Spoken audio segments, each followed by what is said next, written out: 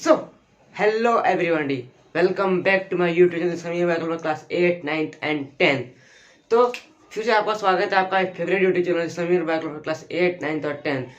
तो हम लोग का जो लेक्चर चल रहा है वो है हमारा चैप्टर 6 बायोलॉजी का, जो है हमारा इम्प्रूवमेंट इन फूड रिसोर्स।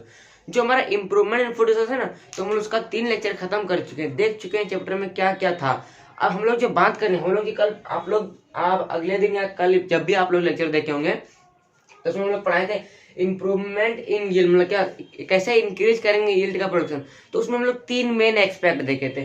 पहला हम देखे थे क्रॉप वैरायटी इंप्रूवमेंट, जो उसमें सारा कुछ हम लोग कवर कैसे कर दिए, ऐसे कैसा एक वैरायटी लाएंगे जब क्रॉप इंप्रूव होगा, क्रॉप को अच्छा से, क्रॉप का मतलब क्या ज्यादा यील्ड होगा, क्रॉप में यील्ड कैसे आएगा उसको हम लोग डिस्कस किए थे। ठीक है, तो उसमें हम लोग क्या पढ़े थे, हाइब्रिडाइजेशन को पढ़े थे। फिर उसका हम लोग क्या कहते हैं, कितने तरह के हाइब्रिडेशन होते हैं क्या पढ़े थे, उसके किससे फायदा क्या होता है प्लांट्स को, कि यील्ड कैसे बढ़ता है उसको पढ़े थे हम लोग, और जीएमओस क्या होता है उसको पढ़े थे। ठीक है, तो जो भी उसको नहीं देखे हम पिंड कमेंट में दे देंगे, आप लोग जाके देख लीजिएगा और समझ लीजिएगा। तो आज जो हम लोग देखने वाले, हम लोग इंक्रीज इन यील्ड देखे थे ना, तो उसका दूसरा पार्ट देखने वाले हम लोग। क्या देखने वाले, इंप्रूवमेंट कहता है क्रॉप प्रोडक्शन मैनेजमेंट। हम लोग पहले देखे तो क्रॉप वैरायटी इंप्रूवमेंट, क्रॉप में वैरायटी कैसे लाएंगे। आज हम लोग देखने वाले हैं क्रॉप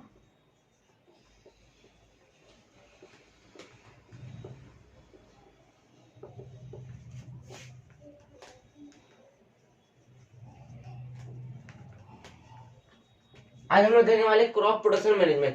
क्रॉप प्रोडक्शन मैनेजमेंट कुछ नहीं है, इसमें हम लोग क्रॉप को कैसे प्रोड्यूस करेंगे, किस तरह का हम लोग उसको वाटर देंगे, किस तरह का न्यूट्रिशन देंगे, किस तरह का हम लोग क्या कहता है ऐसा क्रॉप पैटर्न बैठाएंगे जिससे वो उसका प्रोडक्शन लेवल हाई हो जाए, उसका यील्ड इंक्रीज होगा। हम लोग के पास तो सीड वैरायटी कहाँ गया, अब उसको प्रोडक्शन में इंक्रीज कैसे करना है, कितना अमाउंट में उसको क्या कहता है न्यूट्रिशन देना है, कितना अमाउंट में वाटर देना है, कितना अमाउंट में उसको मैन्योर देना है, कितना अमाउंट फर्टिलाइजर देना है, तो उसको हम लोग देखने वाले।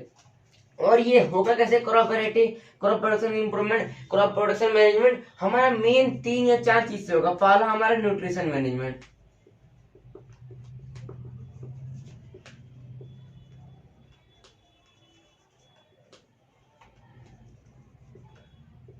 दूसरा होगा हमारा इरिगेशन,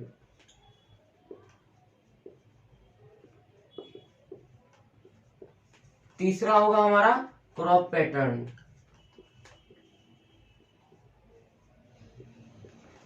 चौथा होगा हमारा मैन्योर और फर्टिलाइजर।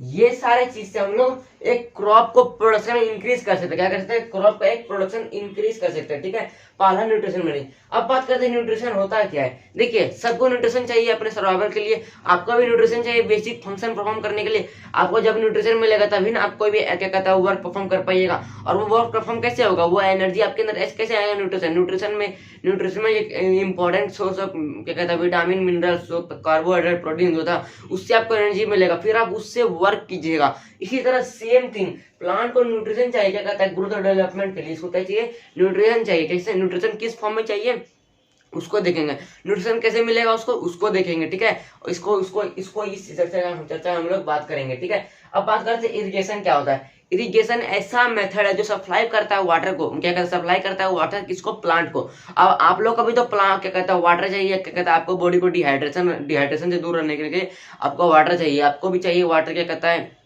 मेंटेन करने के लिए, आपका बैलेंस इम्बैलेंस नहीं हो, बैलेंस मेंटेन करने के लिए वाटर चाहिए। सेम प्लांट को भी वाटर चाहिए ग्रोथ और डेवलपमेंट के लिए।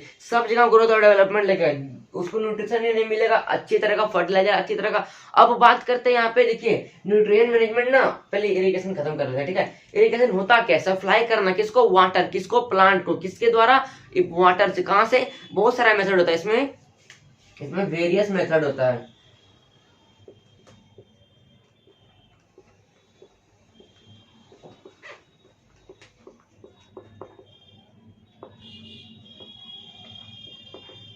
इरिगेशन में बेसिकली ना बहुत सारा मेथड होता है, बहुत सारे मेथड से इरिगेशन सप्लाई करते हैं वाटर को। कि कोई कहीं कहीं गाँव में देखते होंगे पहले क्या, एक क्या कहता है, एक देखे होंगे आप लोग, एक ऐसे करके ट्यूबवेल, ठीक है, ट्यूबवेल मतलब कुआं है। ठीक है, और कुआं के नीचे ना एक लकड़ी लगा के और उसके चारों बगल कॉम्ब उगराता था, कॉम्ब उगराता था, तो वाटर लिफ्ट ऊपर होता था, तो उससे क्या कहता है पानी, क्या कहता है उससे पानी क्या कहता है खेतों में जाया जाता था पहले के जमाने में। अब आ गया हमारा ट्यूबवेल्स, मतलब क्या कहता है मोटर वाला होता है ना जो पानी निकाल के फिर खेत में पहुंचाता है, ट्यूबवेल्स। फिर कैनाल बना के कोई भी रिवर से या फिर कोई भी क्या कहता है लेक से हम लोग कैनाल बना के अपने खेत में लाते हैं, अपना फील्ड में लाते हैं कैनाल से, क्या कहता है फिर आप लोग रिवर लिफ्टिंग सिस्टम होता है, फिर आपका ट्यूबवेल से, वेल से, कुआं से ले सकते हैं आप लोग। बहुत सारा क्या कहता है मेथड, बहुत सारा क्या कहता है सप्लाई मेथड में लगा इसका मोड्स है, ठीक है। तो ये हो गया। अब बात करते हैं न्यूट्रिशन मैनेजमेंट और मैन्योर फर्टिलाइजर जुड़ा किसे। अब ये न्यूट्रिशन मैनेजमेंट है, प्लांट को बेसिकली न्यूट्रिशन चाहिए किसके लिए, ग्रोथ के लिए, और ग्रोथ होगा तभी ना क्या कहता है प्लांट को भी क्या कहता है बेसिक, क्या कहता है बेसिक फ्रूट दे पाएगा, ठीक है, बेसिक कुछ भी दे पाएगा, ठीक है। अब बात करते हैं ये न्यूट्रिशन मिलेगा कैसे। ये न्यूट्रिशन मिलेगा हमारा मेन्योर और फर्टिलाइजर से। मेन्योर और फर्टिलाइजर में ऐसा तरह का क्या कहता है न्यूट्रिशन में क्या कहता है एलिमेंट्स रहता है जो बेसिकली प्रोवाइड करता है किसको, प्लांट को एक न्यूट्रिशन के तौर में, ठीक है। और वाटर से भी प्लांट को न्यूट्रिशन मिलता है। किस तरह का एलिमेंट्स मिलता है आप लोग जानते होंगे, वाटर में क्या आता है हमारा H2O, और H2O के अंदर क्या रहता है हमारा हाइड्रोजन प्लस ऑक्सीजन, क्या कहता रहता है हाइड्रोजन प्लस ऑक्सीजन रहता है, जो बेसिकली एक एलिमेंट है जो न्यूट्रिशन को भी चाहिए, ठीक है, न्यूट्रिशन के लिए चाहिए। और मेन्योर में वो सारा क्या कहता है एलिमेंट्स रहता है जो बेसिकली प्रोवाइड करता है एक प्लांट को, क्या कहता है न्यूट्रिशन के तौर पे प्रोवाइड करता है, ठीक है। तो ये तो हो गया हमारा क्या कहता है क्रॉप प्रोडक्शन मैनेजमेंट, क्या कहते हैं हम लोग न्यूट्रिशन मैनेजमेंट देख लिए, हम लोग इरिगेशन देख लिए, मेन्योर और फर्टिलाइजर दोनों देख लिए। अब बात करते हैं क्रॉप पैटर्न का। क्रॉप पैटर्न होता क्या है, क्रॉप पैटर्न ने क्या कहता है एक ऐसा पैटर्न है जिसमें हम लोग क्रॉप डिफरेंट टाइप का पैटर्न में ग्रो करते हैं।